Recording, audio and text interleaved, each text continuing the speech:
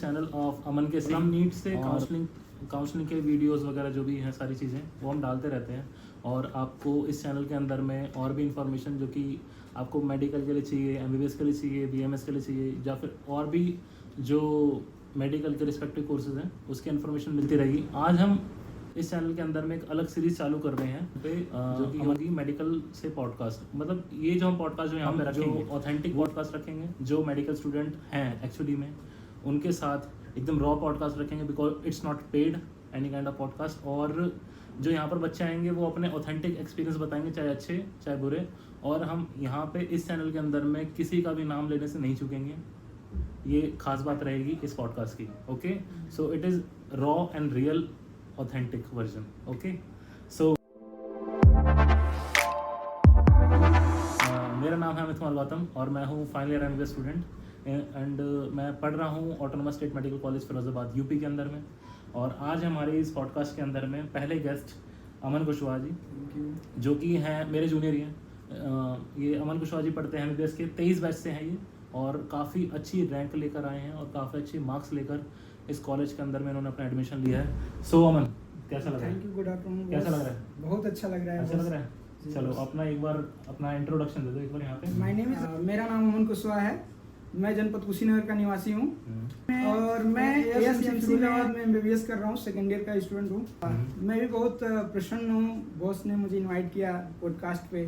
मैं भी कुछ अपनी पुरानी चीज़ें जो भी फैमिली रिलेटेड जो है कैसे यहाँ तक आया हूँ। सो अमन, तुम अभी रहने वाले कहाँ से हो? मैं कुशीनगर का निवासी हूँ। कुशीनगर मतलब कुशीनगर हाटा, वहाँ एक नगर पालिका हाटा है, अच्छा, वहाँ का निवासी हूँ। तो आसपास मतलब कुशीनगर तो काफी दूर पड़ जाता है। आसपास कोई फेमस जगह, कोई फेमस जिला? कोई जिला गोरखपुर है पास में, गोरखपुर जहाँ पे मैंने स्टडी किया अपना, जहाँ से हमारे सीएम योगी जी हैं हमारे। अच्छा। वहाँ पे हाँ।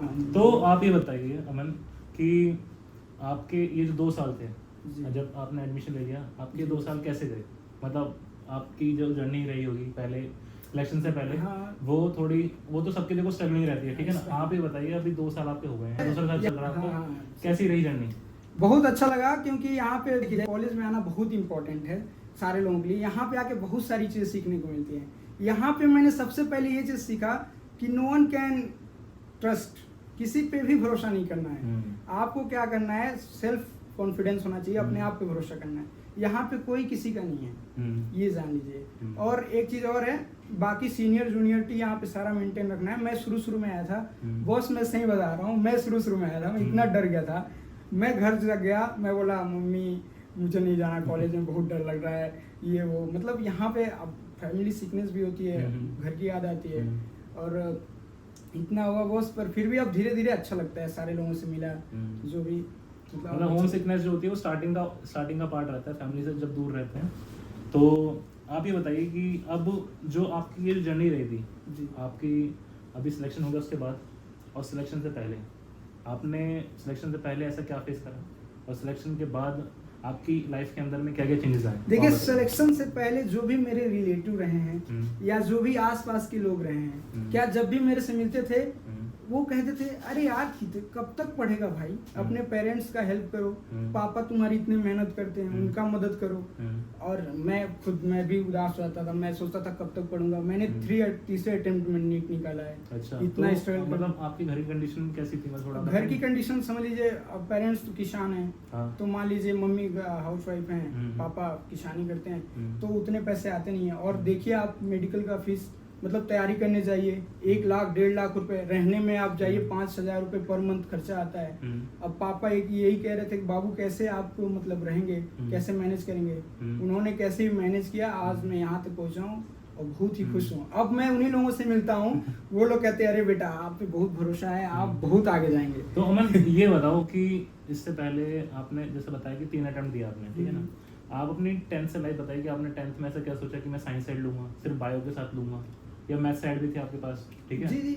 और क्या आपका ऐसा क्या लाइफ के अंदर में ऐसा हो कि आपको ये लगा कि नहीं मेरे को इंजीनियरिंग साइड में नहीं जाना, मेरे को मेडिकल साइड में जाना, और मेडिकल साइड में जाना है तो कोई और कैरियर ना चूज करके, क्योंकि 3 अटेम्प्ट दिया आपने, ठीक है ना? मेरे को सिर्फ डॉक्टर और एमबीबीएस के अंदर में ही जाना है। एक्चुअल देखिए, वो मैं सारी चीज़ सच्चाई बता रहा हूँ। मैंने क्या है, मैंने जब 10th मतलब पढ़ रहा था, एक इंटर कॉलेज नाम सुने होंगे, श्री गांधी स्मारक इंटर कॉलेज, मैंने जहाँ पे अपनी इंटर की पढ़ाई की।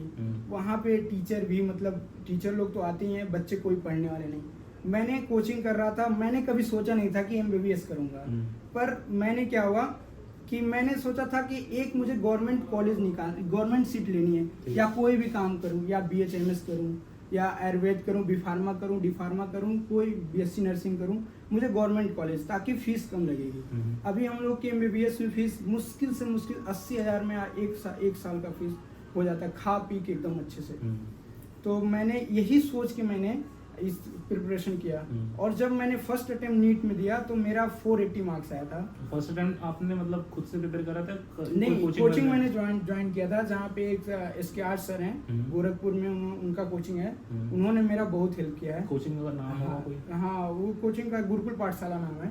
उन्होंने इतना हेल्प किया, उन्होंने बोल दिया, फर्स्ट साल मेरे से पैसे लिए, फिर उसके बाद उन्होंने पैसा नहीं लिया, रहने का भी उन्होंने व्यवस्था कर दिया था मेरा। अच्छा, SKR सर ने? हाँ, उनको मैं हमेशा धन्यवाद कहना चाहूँगा इस चैनल से। और फिर मैंने देते गया, मार्क्स आता गया, फिर सिलेक्शन। तुम्हारे 480 आए? हाँ। 480 में तुम्हारा सिलेक्शन तो नहीं हुआ था? नहीं हुआ था उस बार। उसके बाद फिर क्या करा? बहुत प्रॉब्लम हुई, तो मैंने तो 480 में डिसाइड कर लिया था, अगर हमको BAMS मिल जाए तो मैं ले लूंगा। अच्छा। पर मैंने सर से बात किया, उन्होंने बोला बेटा इतना अच्छा मार्क्स है, अगर तुमको पैसे की प्रॉब्लम है मैं हेल्प करूंगा, बस तुम पढ़ो अच्छे से। अच्छा। उन्होंने इतना हेल्प किया, और मैंने नेक्स्ट अटेम्प्ट दिया तो उसमें आया था मेरा 556 आया था, 556 आया था, पर उसमें भी सिलेक्शन कहाँ हुआ। तो फिर अब तो फिर मैं उदास हो गया। और इस बार 556 नंबर आए थे तुम्हारे 2022 के अटेम्प्ट में? 22 में। ओके, फिर तुमने क्या करा? उसके बाद मैंने डिसाइड कर ही लिया, क्योंकि मेरे जो रिलेटिव थे उन्होंने तो एकदम हाथ जोड़ लिया, वो कह रहे हैं कि यार ये तो पढ़ नहीं रहा है। अब बताइए, मैं समझ सकता, जो लोग पढ़ाने वाले हैं, गुरुजी जो टीचर हैं, जो इनके रिलेटेड हैं, वो लोग समझ रहे हैं कि 556 मार्क्स बहुत ही अच्छा मार्क्स होता है। अब वो लोग पढ़े लिखे हैं नहीं, उनको क्या पता, वो तो खाली कह रहे हैं यार मेरा लड़का हर बार फेल हो जा रहा है। तो इस बार कैसे भी मैंने अरेंज करके 1 साल और तैयारी किया, और फिर 623 मार्क्स आ गया। मतलब तुम ये कह रहे हो कि तुमने जो 3 साल जो तैयारी करी वो एक ही जगह से करी थी? हाँ, एक ही जगह से, मैंने कहीं कुछ चेंज नहीं किया, मैंने एक ही जगह से किया। और जो जिन टीचर की आप बात कर रहे हो SKR सर, तो वो सिर्फ मतलब तुम स्पेशली थे कि तुम्हारी हेल्प करते थे, या फिर वो अगर नहीं, सारे बच्चों को, अगर कोई भी लड़का चाहता है, मतलब थोड़ा सा पुअर फैमिली से एफोर्ड नहीं कर पा रहे फीस, वो सारे बच्चों का हेल्प करते हैं, पर पढ़ने वाला होना चाहिए। अच्छा। अब ये बताइए, आप मार्क्स ही नहीं ला रहे हैं तो भी मतलब ये गलत है ना, मतलब मार्क्स इंक्रीज होता रहेगा हर ईयर, तो वो हेल्प हमेशा करते हैं। ओके, सो तुम्हारे 2023 के अंदर में कितने नंबर आए थे और कितनी रैंक आई थी? मेरी मार्क्स से 646 नंबर था, और रैंक था 16,956 रैंक। 16,956 रैंक, और 16,956 रैंक पे ये कॉलेज की जो कट ऑफ होती है, ये इसी रैंक के अराउंड में जाती है। मार्क्स हर साल हो सकते हैं वेरी कर पाए, हर कॉलेज का सीन यही है कि मार्क्स वेरी करते हैं, पर जो रैंक जो होती है 16,000 रैंक पे ये कॉलेज मिनिमम मतलब मैक्स टू मैक्स 16,000 रैंक तक जाती है, जहाँ पे कॉलेज अलॉट होना बंद हो जाता है। ठीक है, सही है। हाँ, और अब बताइए कि आपका जब यहाँ पे सिलेक्शन वगैरह हो गया, ठीक है, तब आपका पहला दिन कॉलेज का? पहला दिन बहुत एक्साइटेड था मैं। पहले दिन आया मैं यहाँ कॉलेज में, मैं सोचा जाएंगे क्लास में बैठेंगे एकदम हीरो की तरह। सोचिए वो सर कितना ज़्यादा मेहनत करके कोई आएगा, और MBBS के लिए फर्स्ट डे कितना एक्साइटिंग होगा। मैं गया 81 में बैठे, वहाँ पे आए प्रिंसिपल सर, जो भी अपना बताएं कि ऐसे ऐसे करना है। बाकी यहाँ सीनियर लोग से भी मिले, तो पहले तो हम डर गए कि हम सोचे कि अरे सीनियर लोग कह रहे हैं पहले बाल छोटा करो, अब मैं ये सब नियम तो पता नहीं है मुझे, अब तो ये सब नियम मानना चाहिए। वैसे सारे लोगों को मानना चाहिए, बहुत ही अच्छा लगता है। देखिए शुरू में बुरा लगता है, मैं इतना डरा हुआ था, मेरे से गार्ड मेरा नंबर ले गए कि बाबू तुम डरो मत, कोई कुछ नहीं करेगा, ये सब ऐसा। पर मैं इतना डरता था। आज देखिए, आज मैं हीरो बन के पूरे कॉलेज में घूमता हूँ, आज अच्छा लगता है। जो मतलब हमें देखते हैं, हमेशा सुनते हैं और लोग सुनते हैं कि रैगिंग बहुत ज़्यादा होती है कॉलेज के अंदर में, मेडिकल कॉलेज के अंदर में, या फिर रैगिंग नहीं होनी चाहिए। ठीक है ना, हम तो रैगिंग मतलब हमारी चलो रैगिंग वगैरह इतनी नहीं हुई, हमारा तो सिर्फ इंटर वगैरह हुआ था, इंटर वगैरह का भी कुछ करता था।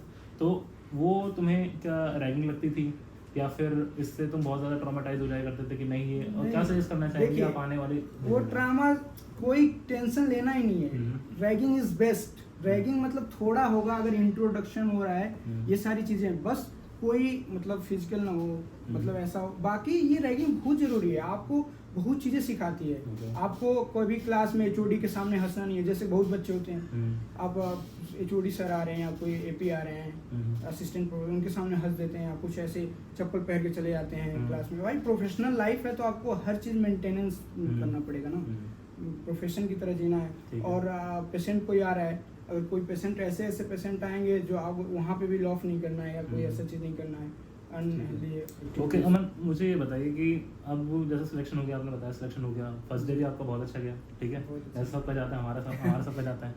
अब ये बताओ कि पढ़ाई को आप कैसे मैनेज करते थे, मतलब पहले सिलेक्शन से पहले आप कितने घंटे पढ़ाई वगैरह करते थे, और उसमें से खेलने के लिए या फिर जो स्पेयर टाइम जो बचता था उसमें आप क्या करते थे, और जब सिलेक्शन हो गया यहाँ पे आने के बाद कि मतलब लोगों के अंदर वहम रहता है कि मेडिकल स्टूडेंट मेडिकल लाइफ के अंदर में बहुत ज़्यादा पढ़ते हैं, इतना पढ़ते हैं कि किसी और चीज़ को टाइम नहीं दे पाते, ठीक है, ऐसा कुछ तो नहीं। क्या चेंजेस आपको देखने मिले बिफोर सिलेक्शन और आफ्टर सिलेक्शन? देखिए बिफोर सिलेक्शन जो मैं था, मैं खुद बता रहा हूँ, मैं टाइम टेबल लगा के सोता था, टाइम टेबल लगा के उठता था। और आफ्टर सिलेक्शन नो टाइम। क्या रहता था टाइम टेबल? मतलब मान लीजिए मैंने 12 बजे सो जाऊंगा, 6 बजे उठ जाऊंगा, 6 घंटे का नींद लेता था, और बीच में 1 घंटे का, बाकी जो बीच की टाइम है सुबह 2 घंटा पढ़ लिया। बाकी मैं खुद खाना बना के खाता था अपना, वहाँ फ्लैट लिया था तो खुद बना के खाना रहता था, तो बना के खाने के बाद पढ़ता था, लाइब्रेरी जाता था। और बाकी यहाँ आने के बाद यहाँ पे हर चीज़ अवेलेबल है, मेस में ज्वाइन है, यहाँ पे कोई टाइम टेबल ही नहीं है, रात में कब सो रहे हैं कब पढ़ रहे हैं, बस आपको क्या है रेगुलर बेस पे यहाँ पे 1 से 2 घंटे पढ़ना है, बाकी सारा हो जाएगा आराम से। तो बाकी फाइनल ईयर में जाके थोड़ा बहुत पढ़ाई करनी पड़ती है। इतना हेक्टिक तो नहीं लगा तुम्हें फर्स्ट? अरे एकदम चिल, कुछ नहीं है, मजा आता है बहुत। MBBS लाइफ सबसे आना बहुत मजा आएगा। और कैसा एक्सपीरियंस रहा कि जिस अनाटमी के बारे में सुनते थे, जिस डाइसेक्शन हॉल के बारे में, और लोग सुनते थे कि हम जाके वहाँ पे डाइसेक्ट करेंगे, बॉडी काटेंगे, ठीक है, BP वगैरह लेते थे, तो जब तुमने यही वाली चीज़ें रियलिटी में एक्सपीरियंस करी, ठीक है ना, पहली बात कैसा एक्सपीरियंस रहा तुम्हारा पहली बार अनाटमी और डाइसेक्शन हॉल का? अच्छा रहा, बट ये चीज़ है, देखिए सब लोग मतलब बहुत एक्साइटेड होते हैं लोग कि मैं जाऊंगा तो ये करूंगा, वही चीज़ है ना बहुत। अगर आपको जब कोई चीज़ मिला नहीं रहता है तो लोग कहते हैं कि यार मिल जाए यार, यही सब कुछ है मेरे लिए, यही सब कुछ है। वही कहावत है, मिल जाए तो माटी हो गया, ना मिले तो सोना, वही चीज़ है। अब यहाँ आने के बाद पता चले अरे क्या है यार, पढ़ लेंगे, सब पढ़ लेंगे। यहाँ एनाटॉमी में पूरा पढ़ लिया, वही फिर भी गया डाइसेक्शन किया, मतलब बॉडी वगैरह काटी, कैसा लगा? अच्छा फील तो डॉक्टर वाली आती है, वही चीज़ है, उसी वही तो फीलिंग है। फोटो खूब पोस्ट किया, बहुत अच्छा लगा, बट पर ये सब कोई नहीं, वो जाके फाइनल ईयर में ही फील आता है, जब मरीज सामने आएंगे तब ज़्यादा अच्छा लगेगा। यहाँ पे कॉलेज के अंदर में जब हम आते हैं, घर वालों से दूर रहते हैं, तो जो सीनियर होते हैं, सीनियर काफ़ी ज़्यादा हेल्प करते हैं हमारी, ठीक है। ये चीज़ तो आपको नाम लेने चाहिए कि मतलब कौन आपके जो सबसे चुनिंदा अच्छे सीनियर हैं, ठीक है, जिन्होंने आपकी फर्स्ट ईयर में ज़्यादा हेल्प करी और अभी तक साथ में? देखिए मेरा सबसे अच्छा बॉस, मैं बता रहा हूँ अपना एक्सपीरियंस, मेरा एक्सपीरियंस इतना अच्छा रहा है ना, मेरे 23 बैच में किसी भी मेरे बैचमेट का नहीं रहा है, क्योंकि मैं शुरू में आया, सारे मैं मतलब फ्रेंडशिप करने में आ गया हूँ, सारे बॉस से इंटरेक्शन में करना लगा मैं। देखिए सारे बॉस को विश करता था। फ्रेंडशिप कैसी? फ्रेंडशिप इन द सेंस, मतलब देखिए बॉस क्या है, मैं थोड़ा शुरू में डरा हुआ था, तो सारे बॉस ने मुझे समझाया, मैंने भी उनका हमेशा रिस्पेक्ट करता रहा।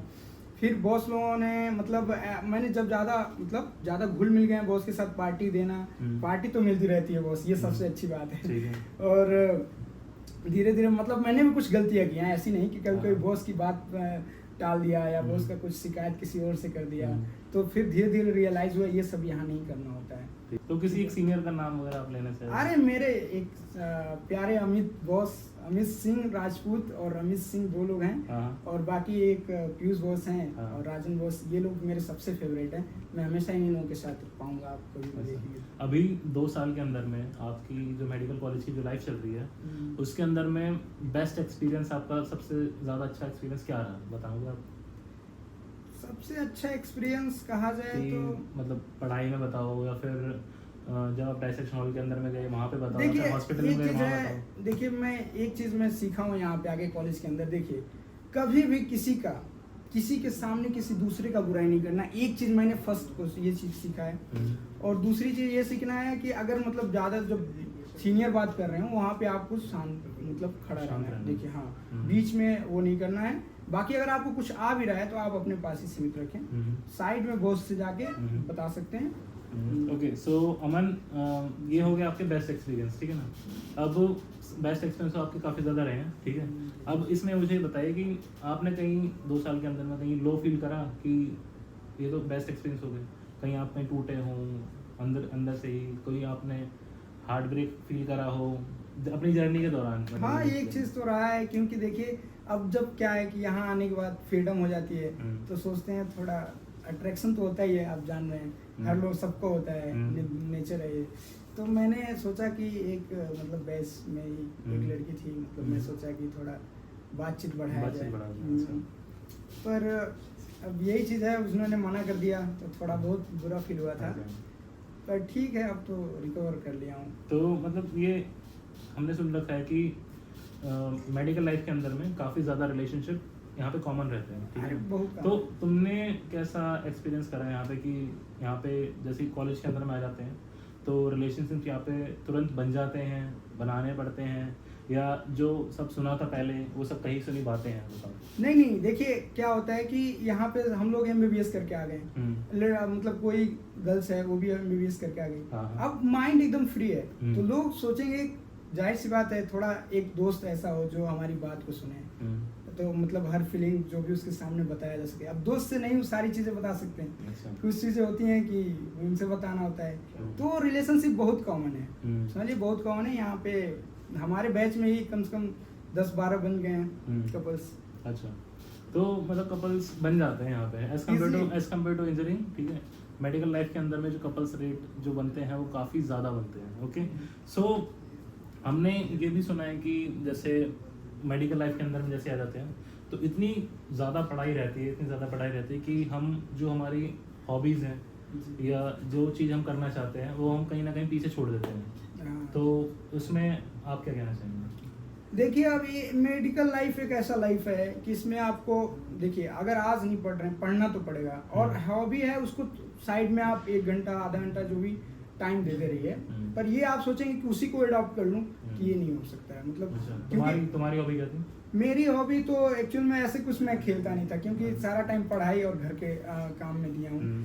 तो मैंने यहाँ पे आके एक चेस सीखा हूँ, और हाँ बैडमिंटन कभी कभी जाके खेल लेता हूँ ताकि फिजिक अच्छी रहे बस। और तो तुम पढ़ाई के साथ मैनेज कर लेते हो दोनों? कर लेता हूँ आराम से, कोई तो ऐसा नहीं है कि मतलब हम हॉबी अपनी कंटिन्यू नहीं कर सकते हैं? हाँ, मतलब एज अ लॉन्ग पीरियड नहीं कर सकते, क्योंकि इधर से टाइम नहीं मिलेगा ना, एक्चुअली इधर पढ़ाई का भी बर्डन है। अच्छा, सारी चीज़ें देखना पड़ेगा।